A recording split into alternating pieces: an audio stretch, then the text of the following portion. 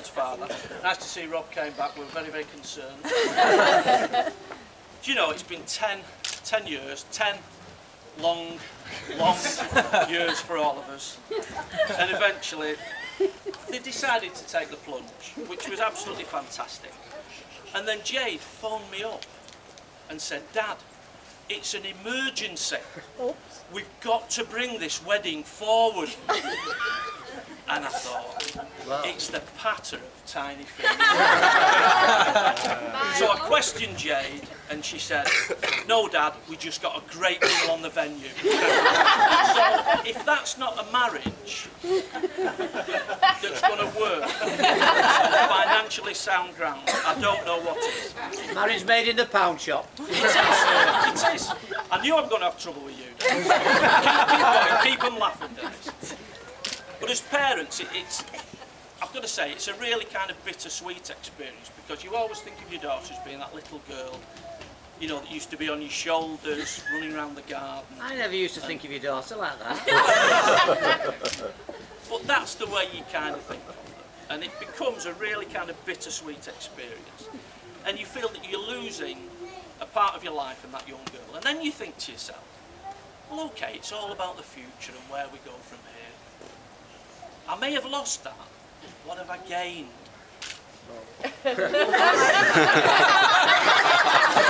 A Will Smith lookalike supports Arsenal, and I support Tottenham. I mean, is that tragic? But you know, over a period of time, we've got to really think a lot about Rob. And obviously, he's a public school boy. That's caused problems. You know, he's had problems in his life. He spent most of his formative years in a cold dorm with only other young prepubescent boys. You know, I'm sorry. You know, and it must have got through some soap. It does cause problems, but he's managed to get over it, which is wonderful.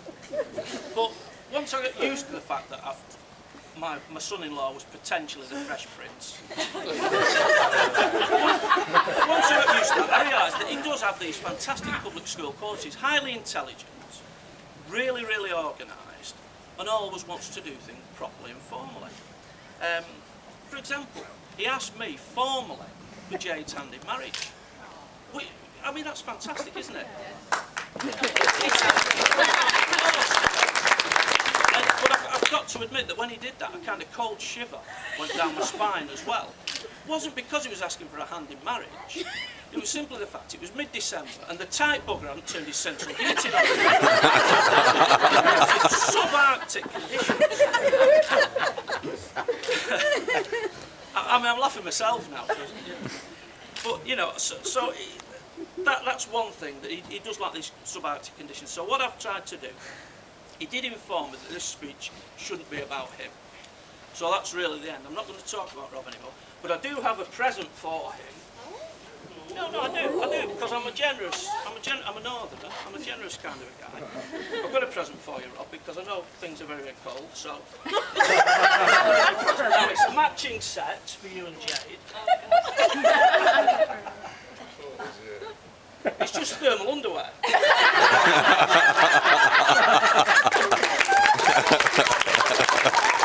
I say, the good news is that there is another matching pair for me and Trish. When we come down on our monthly inspections, I mean visits,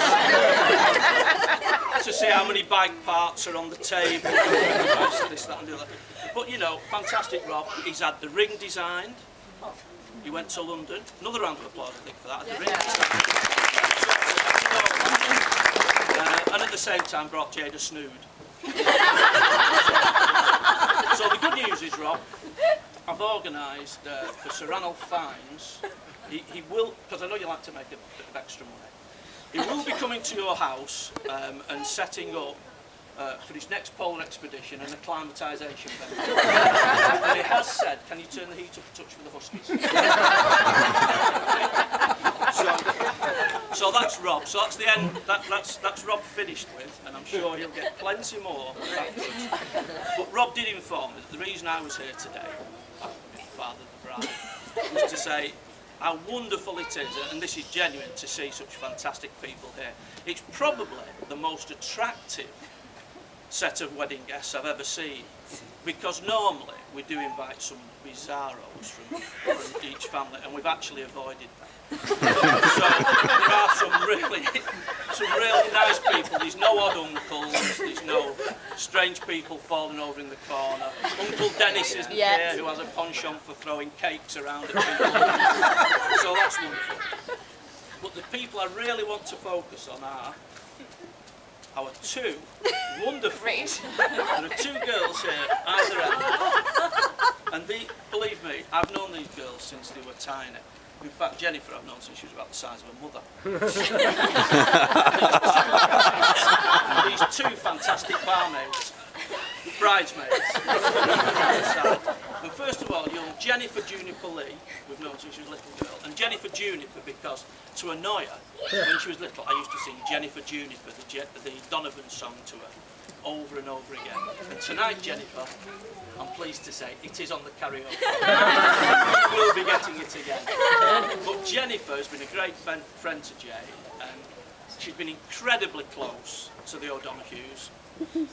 On occasion, perhaps a little bit too close, but only the people who understand that will. But she is a fabulous girl, and she's grown into an absolutely superb woman. I cannot tell you how much I think of this girl. And the way she organised Jade's hen weekend, not a hen night, Jade's hen weekend, it was with military precision. Yeah? If she'd have been in the Third Reich, we would have all been wearing swastikas. Heil Jennifer by now. It was unbelievable. The internet nearly went under with the weight of emails that she did. I could not believe she was an absolute Trojan. So thanks for that, and it shows the sort of person you are and the esteem, obviously, that you hold. Jade.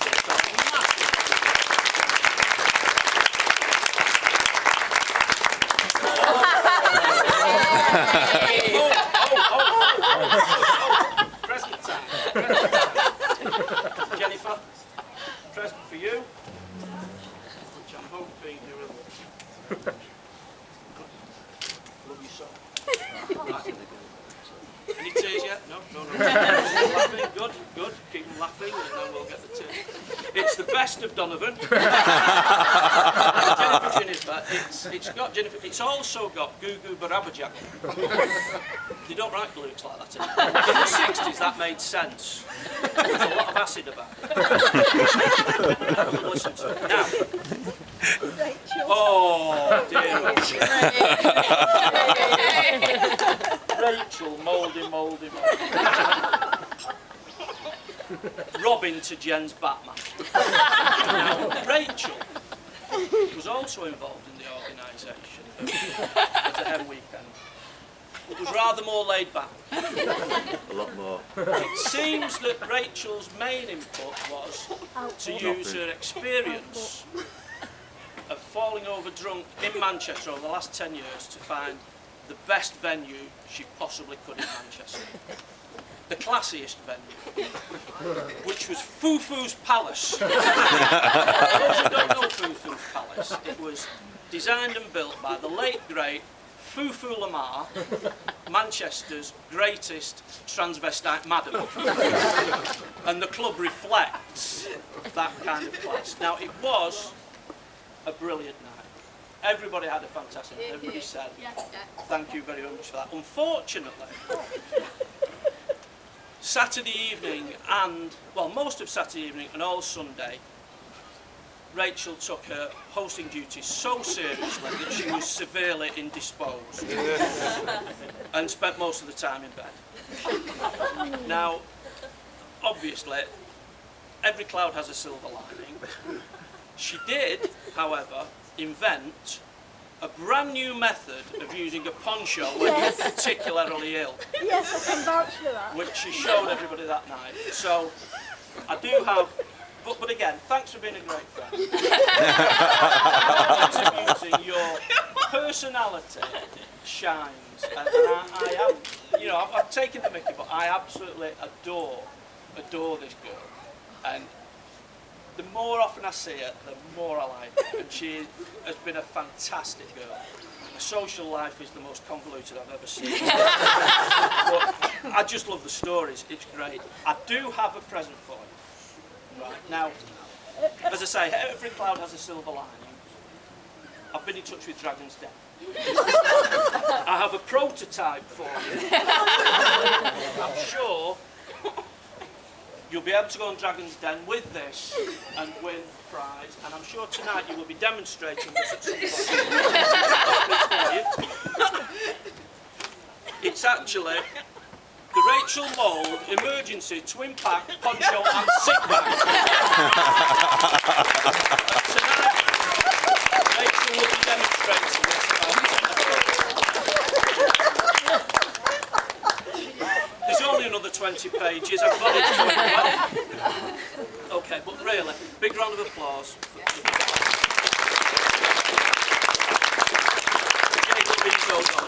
My wonderful, fabulous, super duper daughter. I probably don't have as much to say as I do about her. Because to be honest, there's not a lot. You know, she's so crafty, she's so manipulative of her father, that when she does do things wrong, you never find out. And I was only thinking the other day, why was it that I jumped on a roof and chased some suitor who was throwing bangers out of a bedroom window one day? I never actually found out why I was doing that. Yeah. Vandal grease all over you. Because it was, yeah, with vandal grease all over it, it was never Jade's fault, was it? It was always Mark's fault. Mark's fault. But anyway, she's a fabulous girl, and you know, when she first met Rob, she'd done great O-levels and A-levels, she'd gone to university. We thought, fantastic, she meets this guy, he's obviously really important to her. Everybody's got really quiet now. He's really important to her. And we think, what's this guy like? And Jade says, he's from Brunei.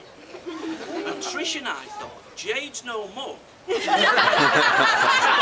got to be at least a first cousin. We are going to be minted. Butterfly farm of always wanted. It's unreal. Then we find out his bloody name's Edwards. His dad's the butler. His mother's the upstairs maid. I hope you know how this is.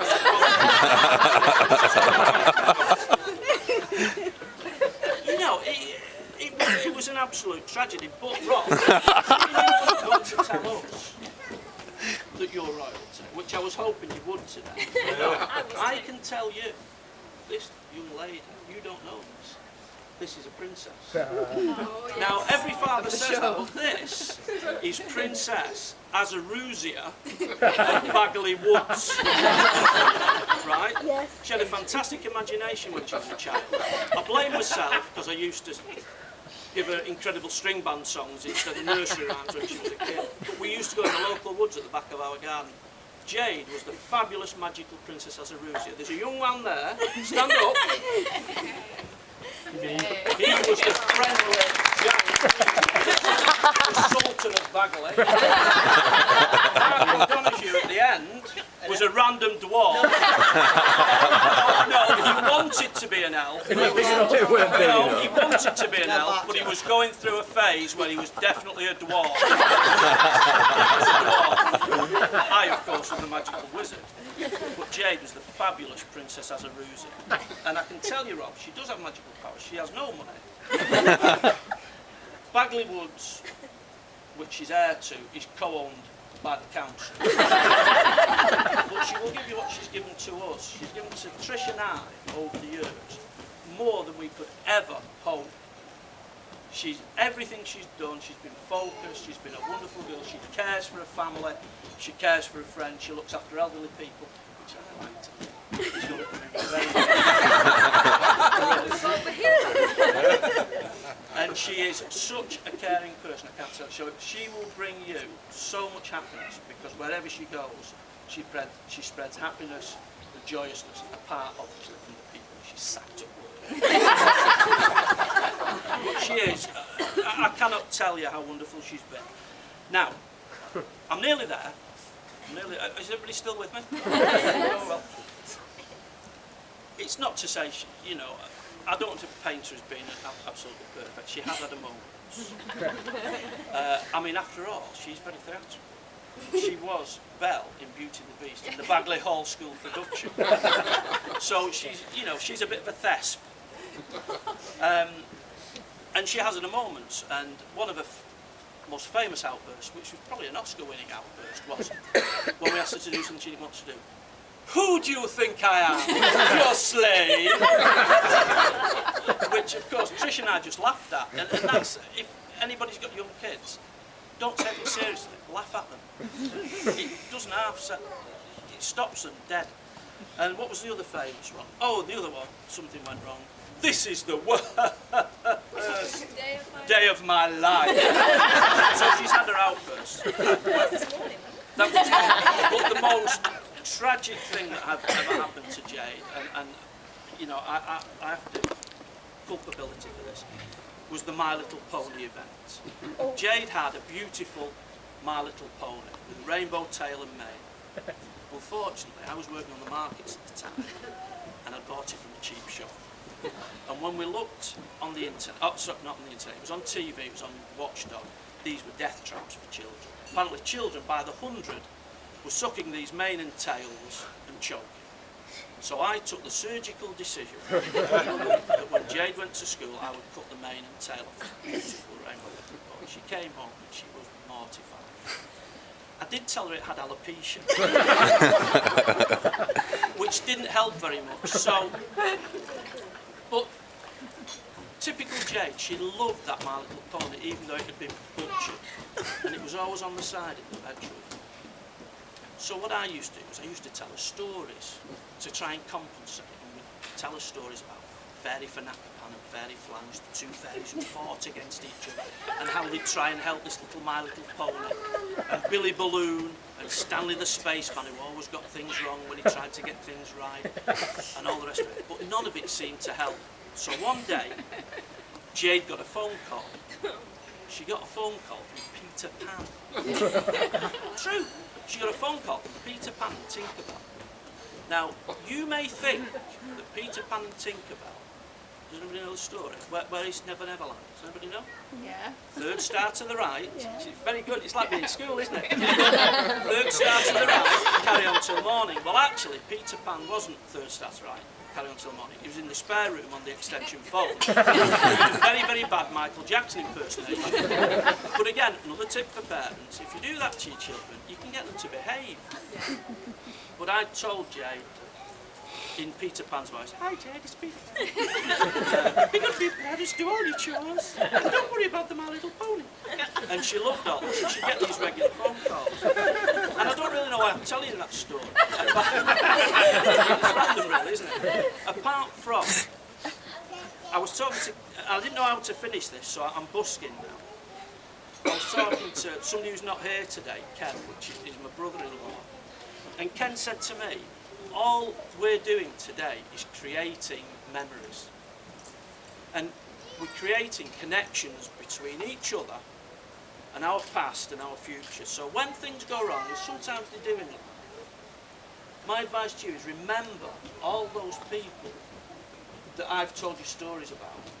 And you might not think they're true, but they do have a certain truth to them.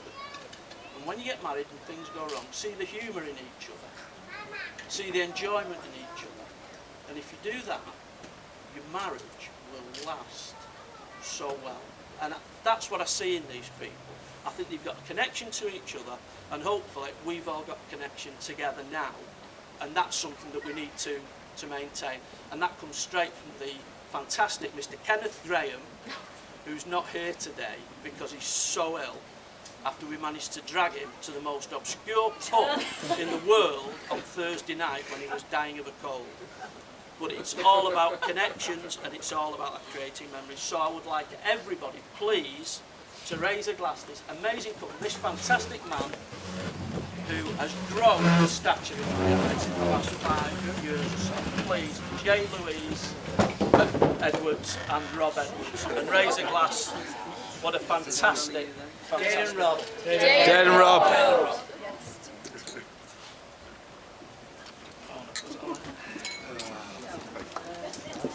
Well done, Paul.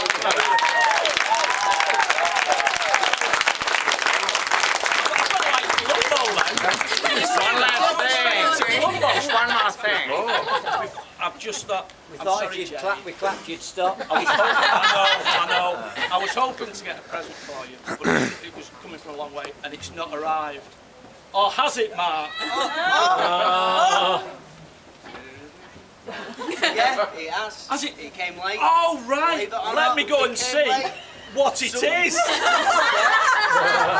I believe it was some Billy. Was it from Billy Balloon? No, Billy Balloon. Oh, fantastic. Hang on. Let's see what it is. It's arrived late. Let's see. Oh, there's a little letter which was designed by Amy, the design fairy. Oh, look! Tinkerbell's been. Would you like me to read it to you? Yes. Dear Jade, sorry, Tink and I can't be there, but Captain Hook is on the prowl. However, Tink got together with Fairy Flange and Fanakapan to magic up a special present for you. If it's late, it's probably the fault of Stanley the Spaceman. Remember, I spoke about him before, you never got it right, who insisted on delivering it. But I'm sure Gilbert, Billy Balloon and Kenneth Kite will help out. So Jade, from all in Never Never Land, have a wonderful life and always remember, if you think happy thoughts, we will always be there for you. All our love, Peter Pan, Tink, etc, etc. We've all signed. And this little present, what could it be?